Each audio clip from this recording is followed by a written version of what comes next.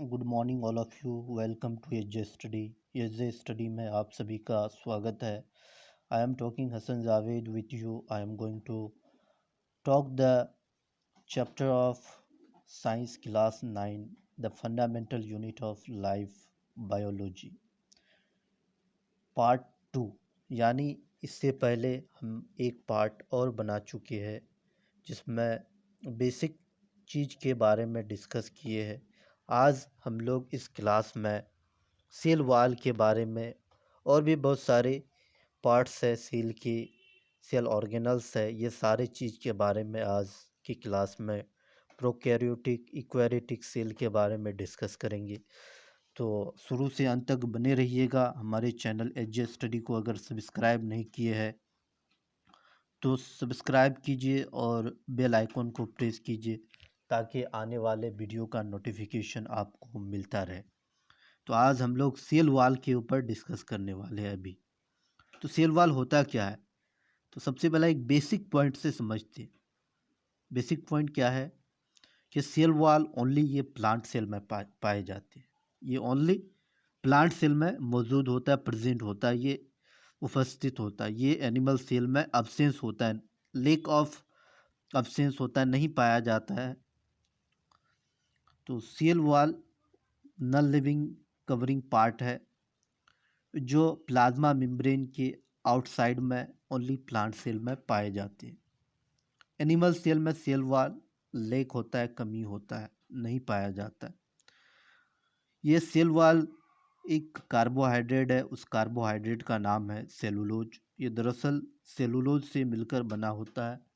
ये सेलुलोज जैसे कार्बोहाइड्रेट से मिलकर बना होता है, जो एक हार्डेस्ट सब्सटेंस है, एक हार्डेस्ट पार्ट है प्लांट सेल का, जो सेल को बाहरी इन्वायरमेंट से यानी सेल मेम्ब्रेन को या प्लाज्मा मेम्ब्रेन को बाहरी इन्वायरमेंट से बचाता है। जैसा कि एक स्ट्रक्चर से समझते हैं, मान लो ये एक सेल है।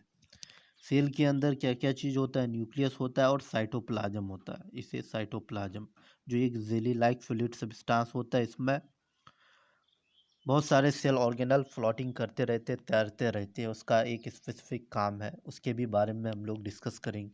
तो ये जो मेम्ब्रेन है, इस मेम्ब्रेन का नाम है प्लाज्मा मेम्ब्रेन या सेल मेम्ब्रेन। तो प्लाज्मा मेम्ब्रेन या सेल मेम्ब्रेन इसको बोल सकते हैं। तो इस मेम्ब्रेन को एक और मेम्ब्रेन कवर करके रखा है, एक एडिशनल मेम्ब्रेन है जो ओनली प्लांट सेल में पाए जाते हैं। इस मेम्ब्रेन का नाम है सेल वाल, या इस वाल का नाम है सेल वाल, जो प्लाज्मा मेम्ब्रेन के आउटसाइड में पाए जाते हैं और ये प्लाज्मा मेम्ब्रेन को कवर करने का काम करता है। ये एक परमेबल मेम्ब्रेन है या परमेबल वाल है जो वाटर हुआ, सोल्यूट हुआ, गैसेस हुआ, ये सारे सब्सटेंस को अलाउ करता है, इजाज़त देता है, परमिशन देता है। ये फंगाई में भी पाए जाते हैं, यानी फंगाई में भी सेल वाल होते हैं। लेकिन फंगाई में जो सेल वाल होते हैं वो चिटिन नामी सब्सटेंस का बना होता है। किस चीज़ का? चिटिन, CHITIN, चिटिन नामी सब्सटेंस का बना होता है फंगाई का सेल वाल, जो एक सीमेंटिंग लेयर है, बीच में पाए जाते हैं। उस लेयर का नाम होता है मिडिल लेमेला, जो दो एडजेसेंट लेयर के बीच पाया जाता है। यानी सेल वाल जो होते हैं 3 लेयर का होता है, तो जो बीच का लेयर होता है उस लेयर का नाम है मिडिल लेमेला। तो मिडिल लेमेला किस चीज़ का बना होता है? मिडिल लेमेला भी कई सब्सटेंस से मिलकर बना होता है। एक है पेक्टिन, कैल्शियम, मैग्नीशियम पेक्टेट जैसे सब्सटेंस से मिलकर बने होते हैं। तो सेल वाल दरअसल रिजिड होता है, सख्त होता है, हार्ड होता है, और ये इलास्टिक नेचर का होता है और सेमी ट्रांसपेरेंट भी होता है। ये एक प्रोटेक्टिव लेयर है, प्रोटेक्टिव कवरिंग लेयर है जो प्लाज्मा मेम्ब्रेन को कवर करके रखता है। ओनली ये प्लांट सेल, फंगाई और प्रोकैरियोटिक्स में पाए जाते हैं। तो इसका काम जो है, इसका मेन काम होता है प्लांट सेल को एक शेप देना, रिजिडिटी देना, प्रोवाइड करवाना। It provide shape to the cell, it provide mechanical strength to plant. यानी सेल वॉल का अगर काम की बात किया जाए तो ये प्लांट सेल में प्लांट को मैकेनिकल सपोर्ट या मैकेनिकल स्ट्रेंथ देता है, जो प्लांट को खड़ा रखने में, ये एक ज़िंदा रखने में मदद करता है। और इसका काम पैथोजेंस, पैथोजेंस भी एक माइक्रो ऑर्गेनिज्म है। माइक्रो ऑर्गेनिज्म मीन्स जैसा कि वायरस हुआ, बैक्टीरिया हुआ, प्रोटोजुआ हुआ, ये सारे पैथोजेंस से भी सेल वॉल बचाता है, प्रोटेक्ट करता है। Cell wall prevent bursting of cell on endosmosis. तो इंडोस्मोसिस प्रोसेस में जब सॉइल सेल यानी सॉइल अप हो जाता है तो सॉइल अप यानी सेल को ब्रस्टिंग होने से भी रोकता है ये सेल वॉल। सेल वॉल का बहुत बड़ा रोल है प्लांट सेल में। ओनली ये प्लांट सेल में पाए जाते हैं, एनिमल सेल में नहीं पाए जाते हैं। और ये बाहर के इन्वायरमेंट से बचाता है। तो what are the difference between cell wall and plasma membrane? Cell wall और प्लाज्मा मेम्ब्रेन के बीच क्या क्या डिफरेंस है, कौन सा डिफरेंस है, तो हम लोग समझ लेते हैं। सेल वॉल जो होता है ओनली ये प्लांट सेल में पाए जाते हैं, लेकिन प्लाज्मा मेम्ब्रेन जो होता है ये एनिमल सेल और प्लांट सेल दोनों में पाए जाते हैं। Animal cell and plant cell दोनों में पाए जाते हैं। Lies on the outside of cell, cell wall जो होता है ये प्लांट सेल में पाया जाता है और ये आउटसाइड में होता है, यानी प्लाज्मा मेम्ब्रेन के आउटसाइड में होता है। लेकिन प्लाज्मा मेम्ब्रेन एनिमल में जो होता है ये आउटसाइड में होता है। Lies on outside on animal यानी of animal cell and inside in plant cell. Plasma membrane animal में आउटसाइड में होता है, लेकिन प्लांट में इनसाइड में होता है, क्योंकि एक एडिशनल लेयर होता है प्लांट में cell wall. Cell wall rigid and thick होता है। रिजिड में कठोर यानी सख्त और मोटा होता है, लेकिन प्लाज्मा मेम्ब्रेन जो होता है फ्लेक्सिबल, फ्लेक्सिबल मीन्स लचीलापन होता है और ये थिन नेचर का होता है, पतला होता है। सेल वॉल इज परमिएबल, यानी सेल वॉल कोई भी चीज़ को परमिट करता है, जैसा कि वाटर हुआ, गैस हुआ, सॉलिड हुआ। लेकिन प्लाज्मा मेम्ब्रेन जो होता है ये एक सेलेक्टिवली परमिएबल मेम्ब्रेन है। एसपी यानी एम, सेलेक्टिवली परमिएबल मेम्ब्रेन, ये सेलेक्टेड सब्सटेंस को सेल के अंदर आने देता है। जो चीज़ सेल्स को हार्मफुल पहुंचा सकता है या जो सेल को डिस्ट्रॉय कर सकता है वो आने नहीं देता है plasma membrane. Form of cellulose, hemicellulose and pectin. Cell wall जो होता है सेलुलोज का, हेमीसेलुलोज का और पैक्टिन का, पैक्टिन जैसे कार्बोहाइड्रेट से मिलकर बना होता है। यानी सेलुलोज एक हार्डेस्ट सब्सटेंस है जो प्लांट सेल में पाए जाते हैं। लेकिन प्लाज्मा मेम्ब्रेन जो है ये फॉस्फोलिपिड यानी लिपियोप्रोटीन्स का बना होता है। Lipids and protein with small number of carbohydrate. Plasma membrane lipids हुआ, प्रोटीन हुआ और स्मॉल अमाउंट ऑफ कार्बोहाइड्रेट से मिलकर बना होता है। Cell wall provide protection and strength to the cell. Cell wall का काम होता है प्रोटेक्शन का, प्रोटेक्शन मुहैया करना, प्रोटेक्शन प्रोवाइड करना और सेल को एक ताकत देना, स्ट्रेंथ देना।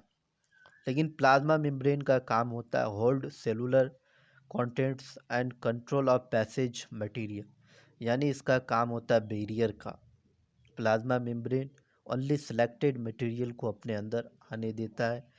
अगर वो हार्मफुल है तो उसे प्रोटेक्ट करता है, उसे सेल को प्रिवेंट करता है हार्मफुल होने से।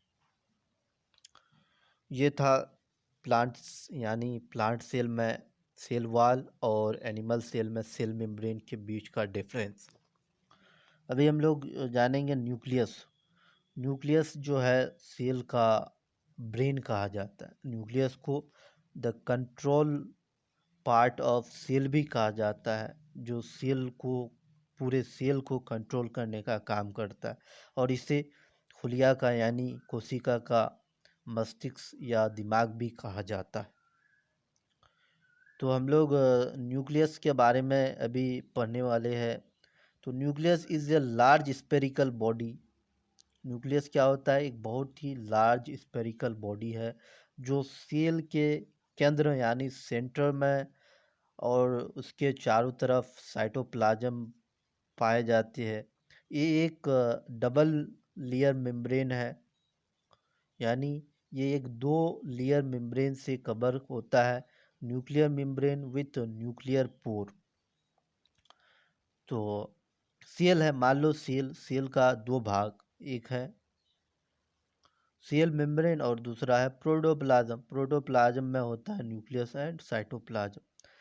तो ये एक डेंस प्रोटोप्लाज्मिक बॉडी है डेट कंटेंट हेरिडिटी इंफॉर्मेशन। तो सबसे पहला एक चीज़ हम लोग समझेंगे कि हेरिडिटी इंफॉर्मेशन यानी एक जनरेशन से दूसरी जनरेशन में, यानी माँ बाप से बच्चों तक जो गुण होता है, जो कैरेक्टरिस्टिक होता है, जो खासियत होता है, वो किसके थ्रू पास होता है? ये न्यूक्लियस के ही थ्रू पास होता है, क्योंकि न्यूक्लियस के अंदर क्रोमोसोम होता है, क्रोमोसोम के अंदर डीएनए होता है, डीएनए के अंदर जीन होता है, और यही ट्रांसफ़र होता है एक जनरेशन से दूसरी जनरेशन में। उसी ब्रांच को हम लोग जेनेटिक्स कहते हैं, और हम लोग क्लास 10 में हेरिडिटी एंड इवोल्यूशन चैप्टर पढ़ेंगे, उसमें डिटेल्स के साथ समझेंगे हेरिडिटी क्या होता है। हेरिडिटी एक प्रोसेस है जिसमें, यानी एक जनरेशन से ऑफ स्प्रिंग में जो कैरेक्टरिस्टिक पास होता है, उस कैरेक्टरिस्टिक को पास करने का जो रोल अदा करता है,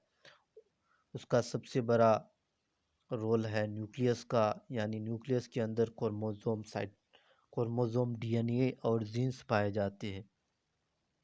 इट लाई इन मीडियन और सेंट्रल पोजीशन। न्यूक्लियस सेल के केंद्र यानी सबसे बीच में होता है। It mature plant cell, it lies toward periphery, बीच में यानी सबसे पेरीफेरी प्लांट सेल में मेच्योर होता है, और ये पेरीफेरल पार्ट में होता है। In prokaryotes nuclear membrane is absent. Prokaryotes में न्यूक्लियर मेम्ब्रेन एब्सेंट होता है। इट इज कॉल्ड न्यूक्लियोइड, इसे न्यूक्लियोवाइड कहते हैं। सेल लाइक आरबीसी सिव एलिमेंट्स लैक न्यूक्लियस। हमारे जो आरबीसी है, आरबीसी में न्यूक्लियस नहीं होता है। सिव ट्यूब हुआ, ये सारे चीज़ में न्यूक्लियस नहीं पाए जाते है। Cell with nucleus can not survive for long time, यानी विदाउट न्यूक्लियस का सेल ज़्यादा देर तक जिंदा नहीं रह सकता है। One nucleus is present in most of cell, but some cell may have more than one nucleus। एक सेल में एक न्यूक्लियस हो सकता है, यानी जैसा कि यूनिसेलुलर है, लेकिन एक से ज़्यादा भी हो सकता है, मोर देन वन भी हो सकता है सेल के अंदर न्यूक्लियस। तो न्यूक्लियस जो होता है, न्यूक्लियस भी एक मेम्ब्रेन से कवर किया होता है, जिस मेम्ब्रेन का नाम है न्यूक्लियर मेम्ब्रेन, और उसमें न्यूक्लियर पोर्स भी होता है। The ground substance of the nucleus is a semi solid substance. तो न्यूक्लियस के अंदर भी एक टाइप्स का सबस्टांस पाए जाते हैं, उस सबस्टांस का नाम है nucleoplasm, containing more round shape nuclei, जिसे हम लोग सिंगुलर न्यूक्लियोलस भी कहते हैं। न्यूक्लियोप्लाज्म में बहुत सारे नेटवर्क में बहुत सारे जाल डार्क कलर का फाइबर्स पाए जाते हैं, छोटे छोटे फाइबर जैसे रेसे जैसे सबस्टांस पाए जाते हैं, जिसे क्रोमैटिन फाइबर कहते हैं। और ये क्रोमैटिन फाइबर कंडेंस होता है इनटू शॉर्ट थिक क्रोमोसोम, और आपस में ये क्रोमैटिन फाइबर सेल डिवीजन के प्रोसेस से मिलकर के क्रोमोसोम का फॉर्मेशन करता है। तो हमारे जो बॉडी है इंसान में टोटल 46 क्रोमोसोम्स पाए जाते हैं, और यही क्रोमोसोम्स जिसे हम लोग दो हिस्सों में सेक्स क्रोमोसोम्स एंड ऑटोसोम्स कहते हैं। यानी ऑटोसोम्स 22 है और सेक्स क्रोमोसोम्स 1 है। 22 पेयर और एक पेयर यानी 23 पेयर मिलाकर के 46 होता है, और यही हैप्लॉइड माँ से और बाप से हैप्लॉइड 23 और 23 दोनों आपस में मिलकर के एक जायगोट का फॉर्मेशन करता है। एक जायगोट में पहला जो हमारे लाइफ का शुरुआत हुआ है एक जायगोट यानी एक सेल, उस सेल का नाम था जायगोट। और वो फिर जायगोट सेल डिवीजन के बाद फिटस बना था। फिर फिटस के बाद एम्ब्रियो बना, एम्ब्रियो फिटस, फिर डेवलप होकर के एक बेबी का शकल 280 दिन बाद बनता है।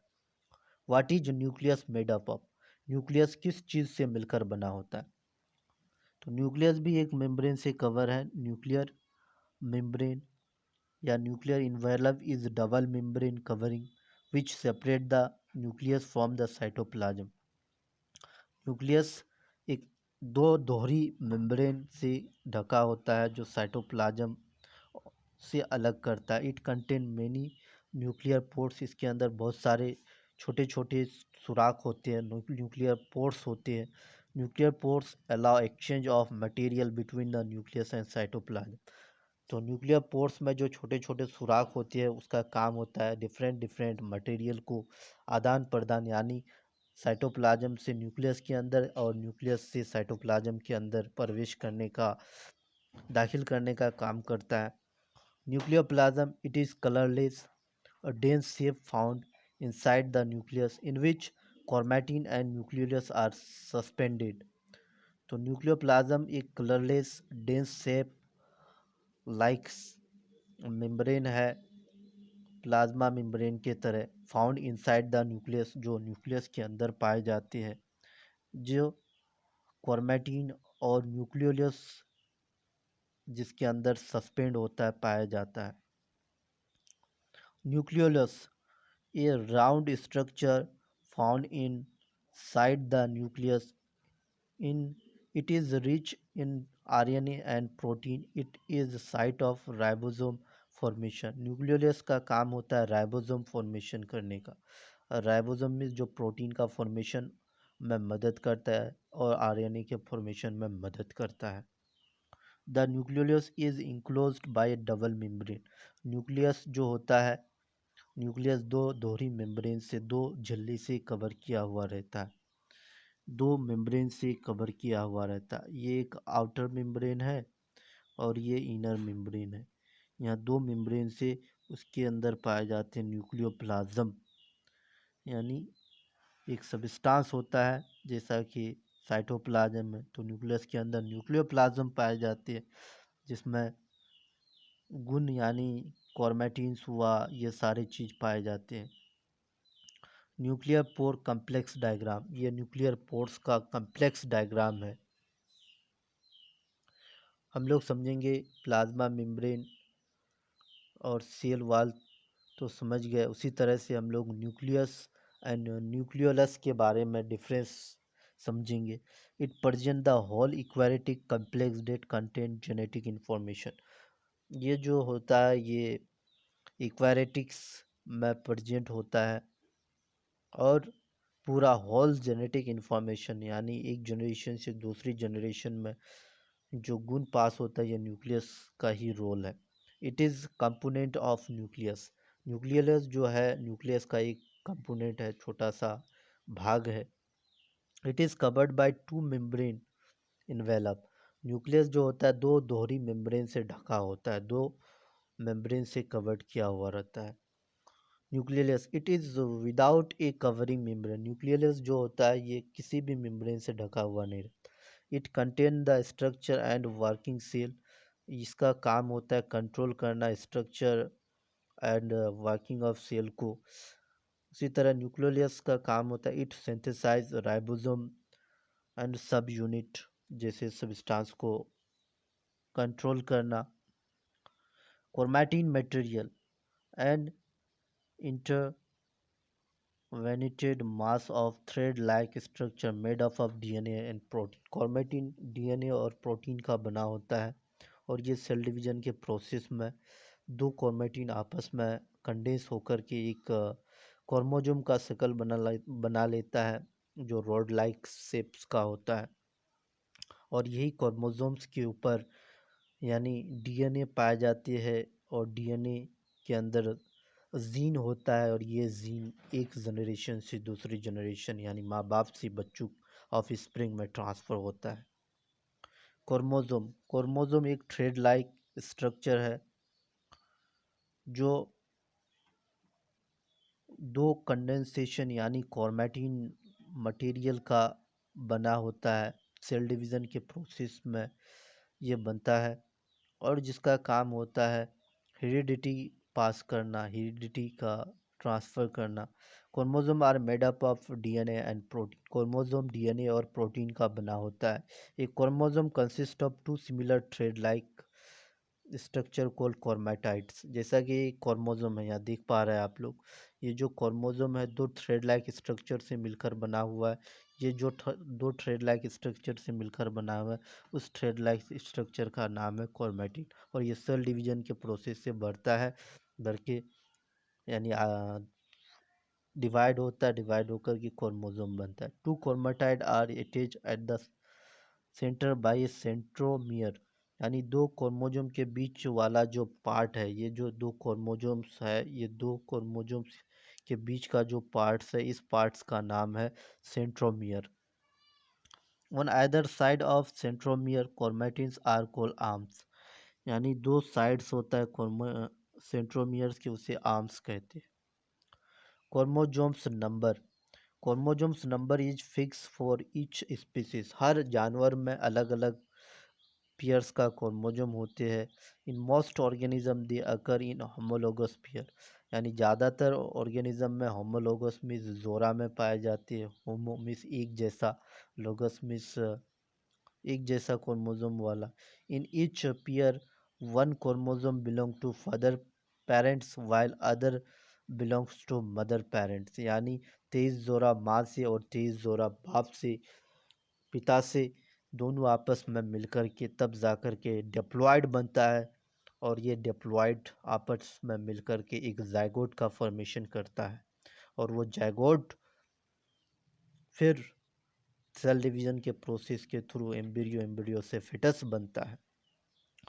तो present of two sets of chromosome is called diploid. दो सेट का क्रोमोसोम को डिप्लॉयड कहते हैं, जिसे हम लोग 2n से रिप्रेजेंट करते हैं। n बराबर 23 होता है और हमारे बॉडी में 46 क्रोमोसोम्स पाए जाते हैं, जिसे हम लोग मेल है तो एक्स वाई से रिप्रेजेंट करते हैं, अगर फीमेल है तो एक्स एक्स से रिप्रेजेंट करते हैं।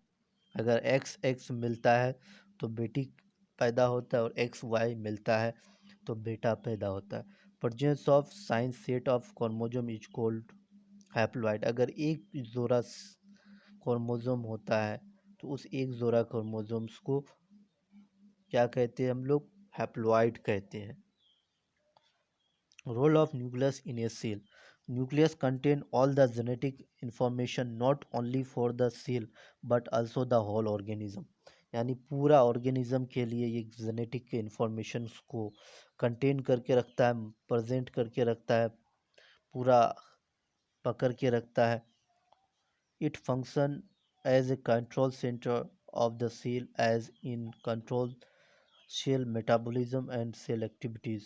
इसका काम होता है कंट्रोल सेंटर, यानी सेल का जो कंट्रोल सेंटर है वो न्यूक्लियस है। Ribosome are form by nucleolus part of nucleus. Ribosome जिस चीज़ से मिलकर बना होता है वो न्यूक्लियोलस से मिलकर बना होता है, जो न्यूक्लियस का पार्ट है। Nucleus as us bring about cell differentiation by which a cell attain a specific structure and function। Nucleus ही का काम होता है सेल डिवीज़न का, सेल डिवीज़न करवाने में मदद करने का। क्योंकि सेल डिवीज़न होता है तभी कोई भी ऑर्गेनिज्म है उसका ग्रोथ होता है, उसका विकास होता है। Division of nucleus essential for cell division. Deusfiling of chromosome and change in genes produce variation। Prokaryotic and eukaryotic. Prokaryotic क्या होता है एंड इक्वैरियोटिक क्या होता है? प्रोकैरियोटिक में singular are present are a group of organism that lack of cell nucleus. यानी prokaryotics को हम लोग समझते हैं कि ऐसा टाइप्स का ऑर्गेनिज्म जिसमें न्यूक्लियस अब्सेंस होता है, न्यूक्लियस की लेक होता है, कमी होता है, और अदर मेम्ब्रेन बाउंडेड ऑर्गेनल्स की भी कमी होता है, जिसमें जैसे सेल ऑर्गेनल्स की भी कमी होता है। दे डिफर फ्रॉम द इक्वारिटिक, ये इक्वारिटिक से बिल्कुल डिफर होता है, अलग होता है। Which have a cell nucleus, इसमें सेल न्यूक्लियस होता है। Prokaryotes are the single cell organism, ये ओनली यूनिसेलुलर ऑर्गेनिज्म में पाए जाते हैं, जैसा कि बैक्टीरिया है एंड रफली ऑन माइक्रोमीटर है इन डायमीटर। लेकिन इक्वारिटिक एक ऐसा ऑर्गेनिज्म है जो मल्टी सेलुलर ऑर्गेनिज्म में पाए जाते हैं। यानी इक्वारिटिक मीन्स ऐसा सेल वाला ऑर्गेनिज्म जिसमें न्यूक्लियस पाए जाते हैं।